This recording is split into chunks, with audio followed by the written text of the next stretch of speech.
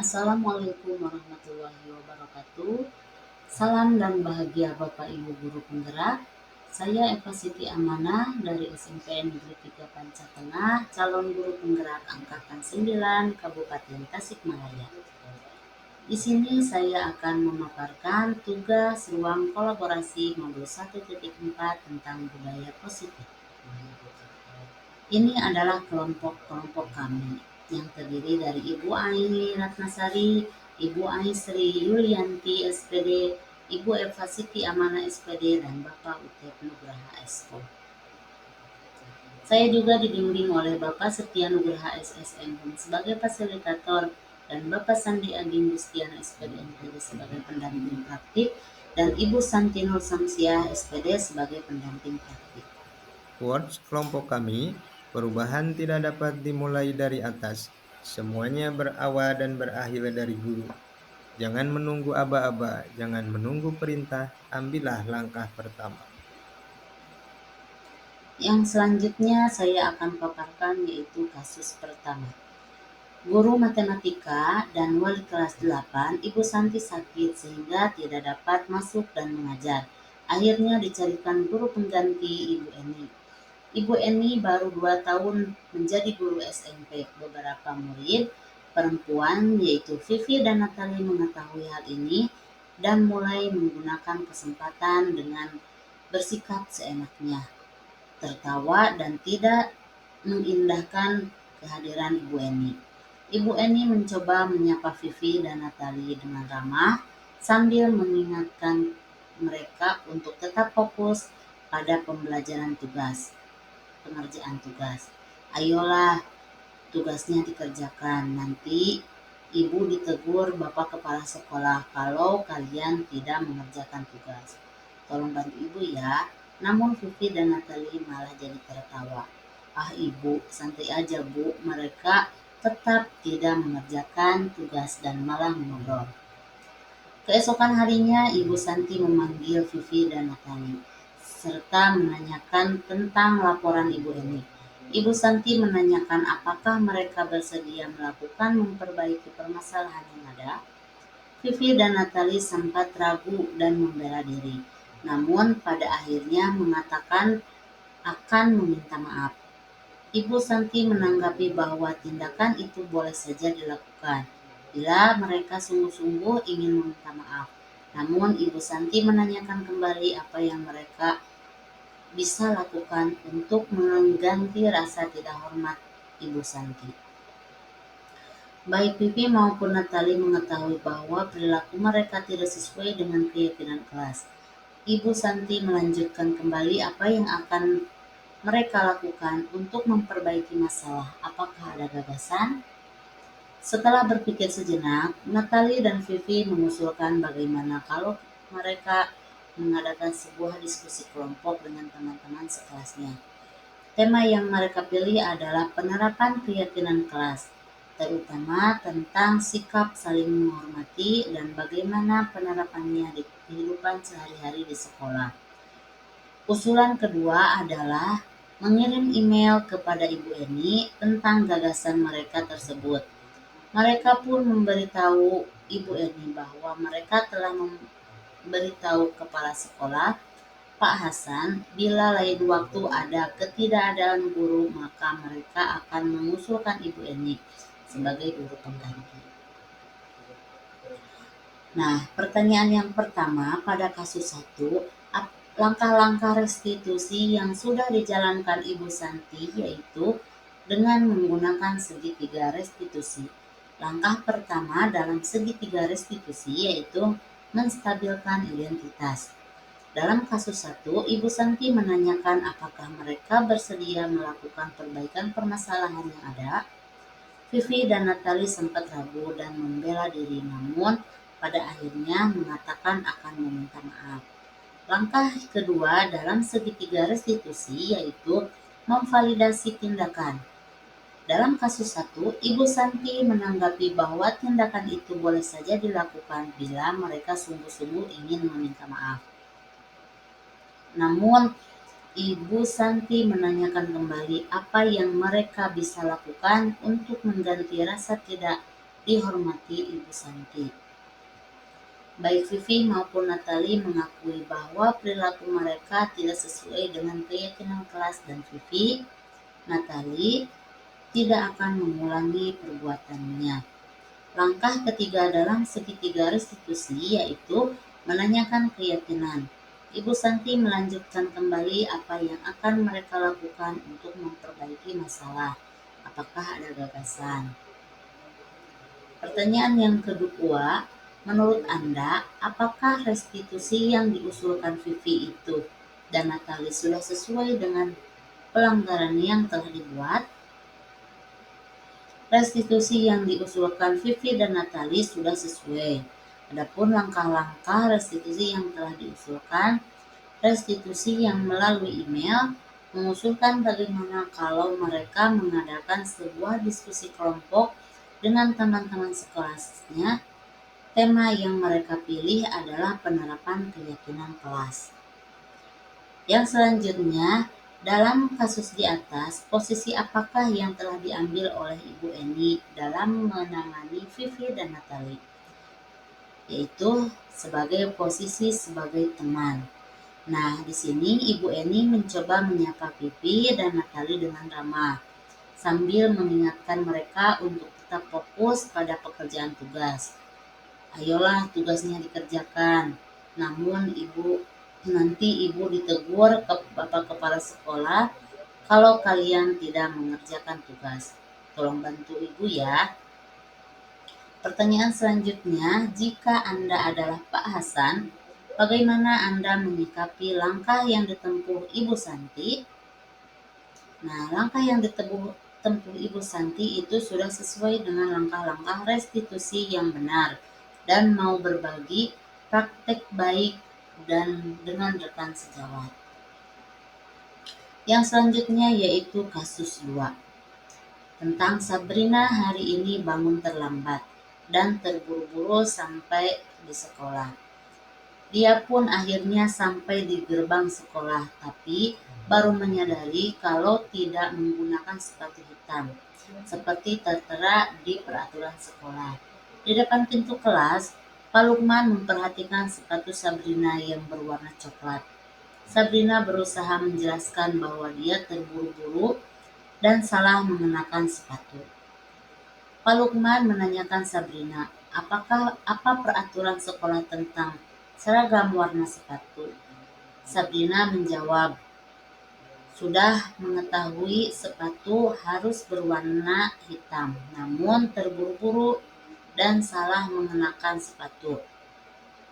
Selain tidak mungkin kembali pulang karena rumahnya jauh sekali, Pak Lukman tetap bersikeras dengan peraturan yang berlaku dan mengatakan, ya sudah, kamu sudah melanggar peraturan sekolah. Kamu salah, sudah terlambat, salah pula warna sepatunya. Segera buka sepatumu, kalau tidak bisa mengenakan warna sepatu sesuai dengan peraturan. Sabrina meminta maaf dan memohon kembali kepada Pak Lukman agar tetap dapat mengenakan sepatunya dan berjanji tidak akan mengulangi kesalahannya. Namun Pak Lukman tetap tidak mau tahu. Tidak, kamu telah melanggar peraturan sekolah. Kalau tidak sanggup ambil sepatu di rumah atau diantarkan sepatu ke sekolah, ya sudah, kamu tidak bersepatu saja seharian di sekolah. Sekarang copot sepatumu dan silahkan belajar tanpa sepatu seharian. Sabrina pun dengan berat hati mencopot sepatunya dan memberikannya kepada Pak Lukman. Seharian dia tidak berani berkeliling sekolah karena malu dan lebih banyak terdiam diri di kelas tanpa alas sepatu. Dalam kasus kedua ini, sikap posisi apakah yang diambil oleh Bapak Lukman? Jelaskan apakah indikatornya. Nah, posisi kontrol yang diambil Pak Lukman adalah penghukum. Terlihat tegas dalam ucapannya. Ya sudah, kamu sudah melanggar peraturan sekolah. Kamu salah. Sudah terlambat, salah pula warna sepatunya. Kamu telah melanggar peraturan sekolah. Segera buka sepatumu kalau tidak bisa mengenakan sepatu sesuai dengan peraturan. Sekarang copot sepatumu dan silahkan belajar tanpa sepatu seharian.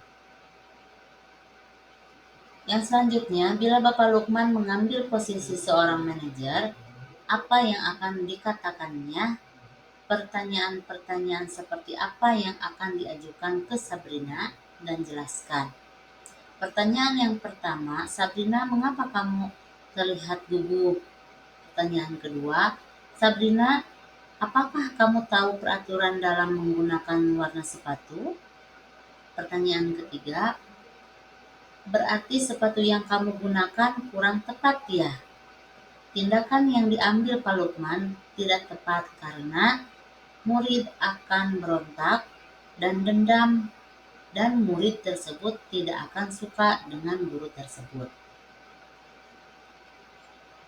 Pertanyaan selanjutnya pada kasus 2, kira-kira bila Anda adalah kepala sekolah di sekolah tersebut, nilai kebijakan apa yang ingin ditinjau oleh peraturan harus berwarna hitam, disiplin, mandiri, keseragaman, dan tanggung jawab.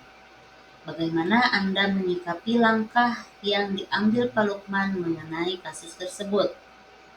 Apa yang dilakukan Pak Lukman kurang tepat karena berada di posisi kontrol penghukum. Posisi yang seharusnya dilakukan Pak Lukman adalah sebagai manajer, yaitu guru berbuat sesuatu bersama dengan murid. Mempersilahkan murid mempertanggungjawabkan perilakunya, mendukung murid agar dapat menemukan solusi atas permasalahan yang dihadapi dengan menggunakan metode restitusi. Nah, yang selanjutnya adalah kasus ketiga. Bu Dani Bu Dani sedang menjelaskan pelajaran bahasa Inggris di papan tulis, namun beliau memperhatikan bahwa Fajar malah tidur-tiduran dan tampak acuh tak acuh pada pembelajarannya. Fajar, coba jawab pertanyaan nomor 3. Maju ke depan dan kerjakan di papan tulis. Fajar pun tanpa malas-malasan maju ke depan, dan sesampai di depan papan tulis pun Fajar hanya diam terpaku, sambil memegang buku bahasa Inggrisnya dan memainkan spidol di tangannya. Ayo Fajar, makanya jangan tidur-tidur mulu. Lain kali perhatikan. Sudah sana duduk kembali, kira-kira siapa yang bisa? Fajar pun kembali duduk di bangkunya. Hal seperti ini sudah sering kali terjadi pada Fajar. Setiap seperti tidak memperhatikan, acuh tak acuh, dan nilai-nilainya pun tidak terlalu baik untuk mempelajari bahasa Inggris. Pada saat ditegur oleh Bu Dani, Fajar hanya menjawab, tidak tahu Bu. Ibu Dani pun menjawab lirih, bagaimana kamu Fajar? Kamu tidak kasihan sama ibu ya? Ibu kan sudah capek-capek mengerjakan kamu. Tidak kasihan ya sama ibu? Dan Fajar pun terdiam membisu. Nah, pada kasus 3 ini, pertanyaan yang pertama, posisi kontrol apa yang diambil oleh Ibu Dani dalam pendekatannya kepada Fajar? Posisi kontrol yang disepakati oleh kelompok kami yaitu pembuat terasa bersalah. Membaca sikap Fajar, kira-kira kebutuhan apa yang diperlukan oleh Fajar? Perhatian dari keluarga, guru, dan temannya. Kemudian motivasi belajar. Yang selanjutnya membutuhkan pembelajaran yang menarik. Yang selanjutnya yaitu bila mana Ibu Dani mengambil posisi pemantau, apa yang akan dilakukan atau dikatakan olehnya? Pertanyaan-pertanyaan seperti apa yang akan diajukan? Jelaskan. Pertanyaan pertama, kenapa Fajar tidak semangat dalam belajar? Apakah Fajar ada masalah? Tahukah Fajar kewajiban siswa itu apa? Apakah Fajar sudah tahu konsekuensinya kalau tidak memperhatikan saat pembelajaran? Nah, itu adalah pertanyaan-pertanyaan yang disepakati oleh kelompok kami. Yang selanjutnya yaitu, apakah Anda adalah kepala sekolah? Apabila Anda adalah kepala sekolah di sekolah Fajar dan mengetahui hal ini, bagaimana tindak lanjut Anda? Yang pertama, memanggil Fajar ke ruang kepala sekolah. Kemudian diajak komunikasi dan mengambil informasi mengapa Fajar berperilaku seperti itu. Apakah sudah mengetahui masalahnya? Maka mencari solusinya yang terbaik agar Fajar semangat dan dapat mengikuti pembelajaran dengan baik. Salah satunya dengan memberikan motivasi dan guru memberikan pembelajaran yang menarik dan inovatif. Kasus keempat, Anton dan Dino sedang bermain bersama di lapang basket dan tiba-tiba terlibat dalam sebuah pertengkaran adu mulut. Doni pun menjadi emosi dan mengadakan konteks fisik, menarik kemeja Anton dengan kasar sampai 3 kancingnya terlepas. Pada saat itu, guru piket langsung melerai mereka dan membawa mereka ke ruang kepala sekolah. Ibu Suti sebagai kepala sekolah berupaya menenangkan keduanya, terutama Dino.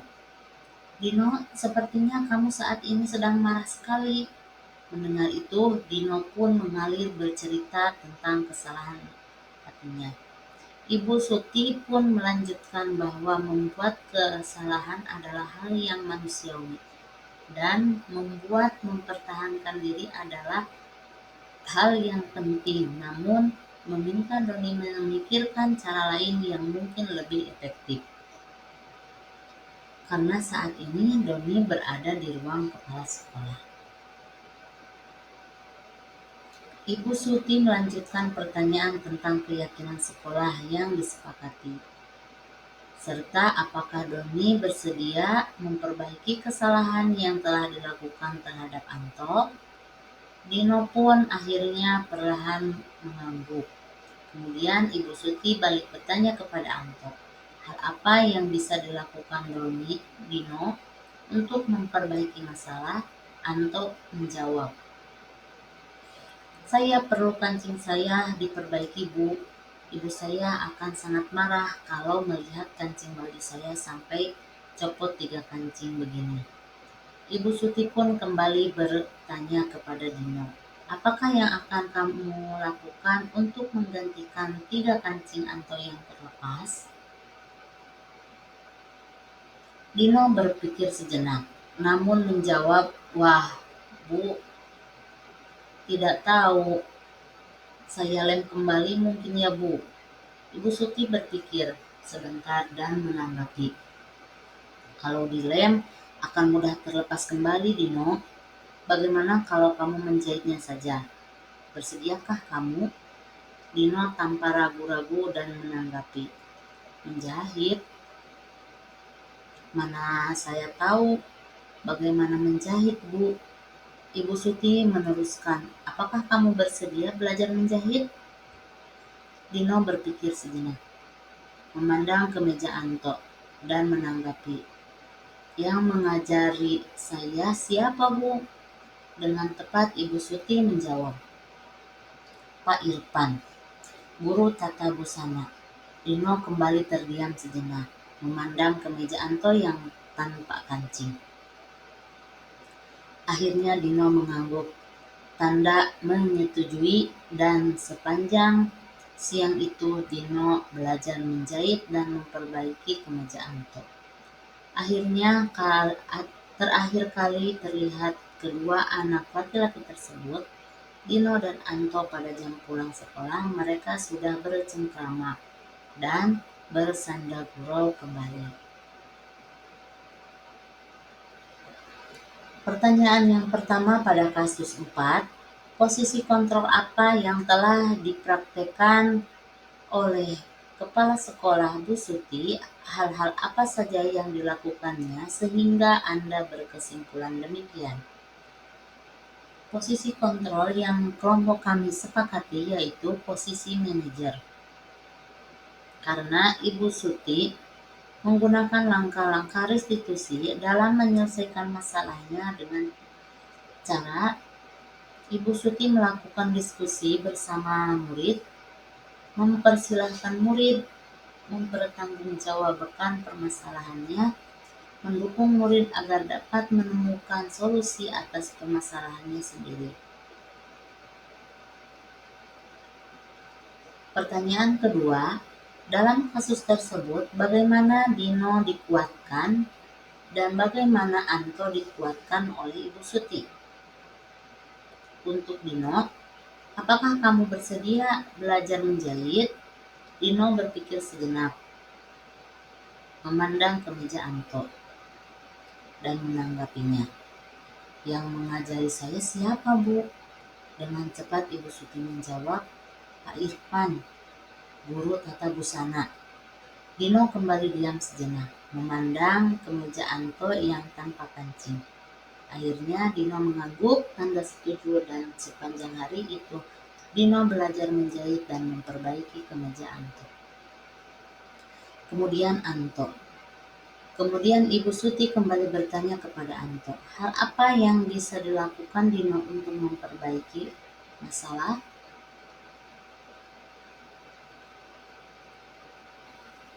Kira-kira nilai-nilai kebijakan atau keyakinan sekolah apa yang disetujui dalam kasus tersebut? Jelaskan.